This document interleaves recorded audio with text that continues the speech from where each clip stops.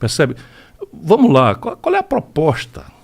Sabe, qual é a proposta? Qual é o lugar do Brasil no mundo? Agora a coisa é cruel, irmão. A coisa é cruel. A turma do game aí, não sei o que e tal, com 12 profissionais de dados... Não, sim. Na USP. O mercado digital de games é maior que a indústria do cinema e a gente simplesmente não faz nada sobre isso no Brasil. A gente não tem nenhuma produção. E a química fina dos remédios? Pois é. Porque alguém pode achar que é irrelevante. Não é irrelevante. Não. O lazer moderno da turma é o game.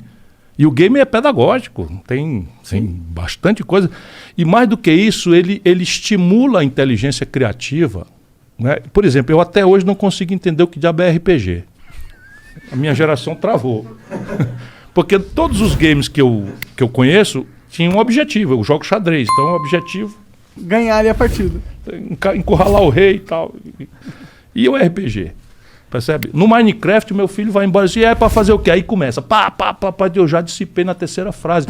É uma nova geração e o Brasil está condenando, nosso país está condenando nossa enorme multidão de jovens brasileiros a nada.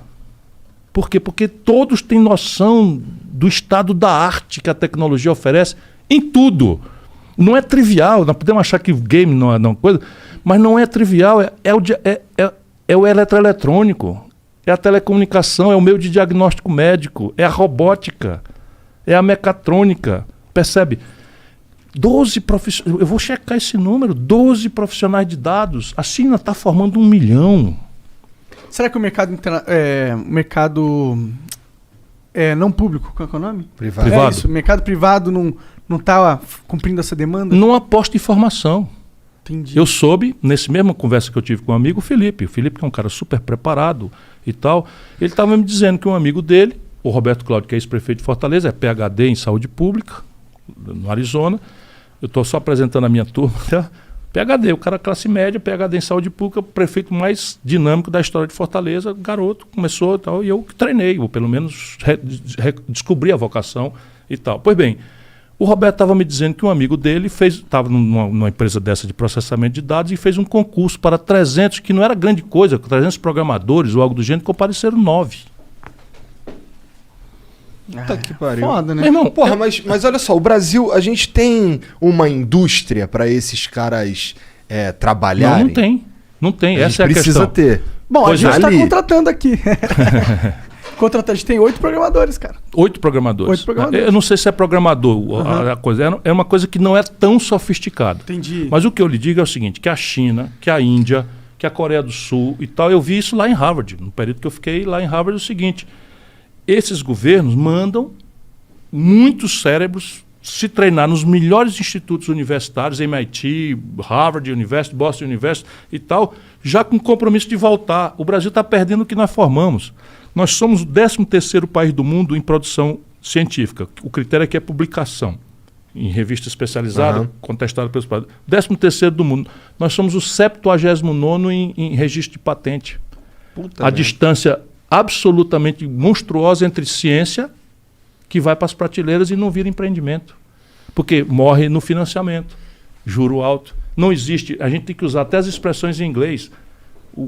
A revolução das garagens, eu gravei um filmete sobre isso, nos Estados Unidos, aconteceu porque inventaram um tipo de capital que é assim, você tem uma ideia, essa ideia inovadora, ninguém nunca experimentou, não tem como fazer, você é um jovem, você não tem patrimônio, você não tem avalista, você não tem confiabilidade, você é um jovem, você está começando, mas a ideia é boa, então eu vou te dar um dinheiro que eu chamo de venture capital, lá vai em inglês, eu te dou um seed money, eu te dou um angel money, e tal, e vai ser assim, ó, não vai ser um empréstimo com juro que tu não sabe se essa coisa vai dar certo ou não, não vai ser assim, tu me dá 20% ou 30% da empresa se ela colar. Se não colar, ok, micou, tudo bem. Mas se colar, tu me dá 20%. O Mark Zuckerberg fundou o Facebook com o seed money de um brasileiro. Pode crer. Esses 20% desse... Tem um filme. Esses 20% do brasileiro fez o conterrâneo nosso bilionário. Porque o Facebook, de repente, virou sei lá quantos bilhões de dólares. Sabe quem nasceu assim? A Apple. Sabe quem nasceu assim? A Microsoft. Sabe, se o Bill Gates ou o Steve Jobs estivessem na periferia de São Paulo, não sei o que e tal, ele estava no Uber. E aqui no Brasil o cenário de venture capture não é muito forte, né? Quase nada. Outro dia tive um debate até que era um problema de estatística, porque o cara, o Nubank é um... Tá acontecendo, tá acontecendo, tá, ouvi. Mas no setor financeiro não é o que eu estou falando. Eu estou falando o seguinte, um garoto inovador que tem uma ideia de uma arquitetura, de um game, que se colar, meu irmão, é $1 bilhão. Sim, games são isso mesmo. Será que a gente mexer... E onde é que esse garoto vai depositar essa ideia? Porque ele precisa de um computador... Ele precisa de um computador diferente de um Sabe PC. Sabe quanto custa uma placa de vídeo hoje da RTX, uma de alto nível? Não assim? tenho ideia. R$20 mil. Pronto, qual é o garoto brasileiro que tem isso? Poucos. Então, assim, onde é que ele toma esse dinheiro para fazer? Eu vou fazer tudo isso. Está aqui no livro. Mas assim, isso tudo exige compreensão estratégica do país. Exige consenso ou hegemonia moral e intelectual claras, porque ninguém faz isso sozinho. Quando eu digo eu vou fazer, eu quero animar a tua decepção, teu niilismo, tua descrença, que é comum na tua geração. Qualquer gente inteligente no Brasil está machucado. Esse país nega. Você imagina o que é ser brasileiro na periferia de São Paulo? Sim, pra mim é um absurdo. O que é? Os caras vivem em estados paralelos controlados por organizações criminosas. E com quem ele tem que fazer um acordo, senão não sobrevive. Exato. E tem mais medo da polícia do que do bandido. Isso é uma distopia, né? Porque é uma distopia absoluta. Com o bandido ele mais ou menos estabelece um acordo. Sobrevivência. Um modo de convivência e tal.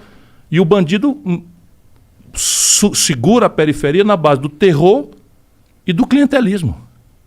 Porque está também oferecendo um esforço de legitimação ali, com proteção, por não sei o quê, papapá e tal. E a polícia, de repente, é o inusitado. O meu filho, que mora em São Paulo, tem mais medo da polícia do que de bandido. Porque já teve algumas experiências. O cara, bota a mão na cabeça, vagabundo, não sei o quê, papapá e tal. E ele não é um vagabundo, ele é um estudante profissional, trabalhador, da paz absoluto, não, enfim, nada, zero. Mas ele, quando anda na rua, já pegou 2 ou 3 vezes. Depois os caras chegam, bota a mão na cabeça, vagabundo. Também, coitado do policial. É o lugar que mais morre polícia no mundo, também no Brasil. É uma distopia absoluta. Você vive na guerra, você vai ficar meio... E não tem nada certo no Brasil hoje, na tua opinião? Não, tem muita experiência boa acontecendo. Localmente. Muita. E aí que é minha animação. Eu te dei aqui alguns exemplos, porque eu quero que as pessoas saibam que é possível ter saída. O problema é o mais grave da história.